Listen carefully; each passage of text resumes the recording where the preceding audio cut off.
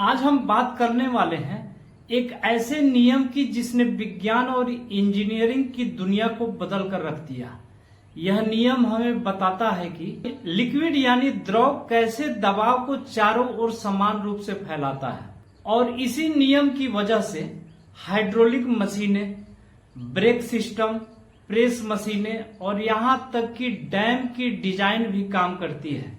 तो चलिए शुरू करते हैं पास्कल का नियम को विस्तार से समझना। सबसे पहले जानते हैं कि पास्कल कौन थे। पास्कल फ्रांस के एक महान गणितज्ञ, भौतिक विज्ञानी और दार्शनिक थे। 1600 के दशक में उन्होंने गैस और तरल पदार्थों के गुणों पर रिसर्च की। उन्हीं की खोज का नतीजा है पास्कल का नियम, जिसे उन्होंने 1653 में खोज किया। जरा ध्यान से सुनिएगा। पास्कल का नियम कहता है कि किसी बंद पात्र में भरे द्रव पर दबाव डाला जाता है तो वह दबाव द्रव के सभी भागों में और पात्र की दीवारों पर समान रूप से कार्य करता है। यानी अगर हम किसी कंटेनर में लिक्विड को रखें और उस पर दबाव डालें तो वह दबाव पूरे तरल में बराबर रूप से फैल जाएगा। उदाहरण के लिए, यदि हम पानी से भरे गुब्बारे को दबाएं तो दबाव हर दिशा में समान रूप से महसूस होगा। इसी तरह इंजेक्शन की सिरिंज को जब हम दबाते हैं तो द्रव न केवल आगे बढ़ता है बल्कि चारों ओर समान दबाव डालता है। अब इस नियम को गणित के जरिए समझते हैं। दबाव बराबर बल डिवाइडेड बाय क्षेत्रफल होता है।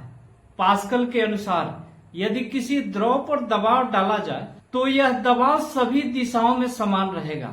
इसलिए यदि हम एक छोटे क्षेत्र पर थोड़ा सा बल लगाएंगे तो उसी दबाव से बड़े क्षेत्र पर बहुत अधिक बल उत्पन्न किया जा सकता है। यही सिद्धांत हाइड्रोलिक मशीनों में इस्तेमाल होता है। दोस्तों, अब जानते हैं कि पास्कल का नियम हमारे जीवन में कहां कहां काम आता है। तो ये hydraulic press, hydraulic brake, hydraulic jack, dam और टंकी का डिजाइन करने में, डैम बनाते समय इंजीनियर पास्कल के नियम को ध्यान में रखते हैं, क्योंकि पानी का दबाव हर दिशा में समान रूप से काम करता है।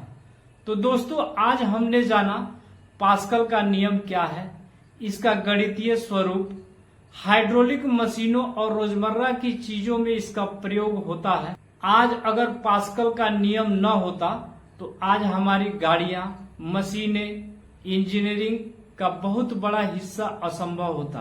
तो दोस्तों, वीडियो अच्छा लगा हो तो लाइक करें, शेयर करें और चैनल को सब्सक्राइब जरूर करें। धन्यवाद।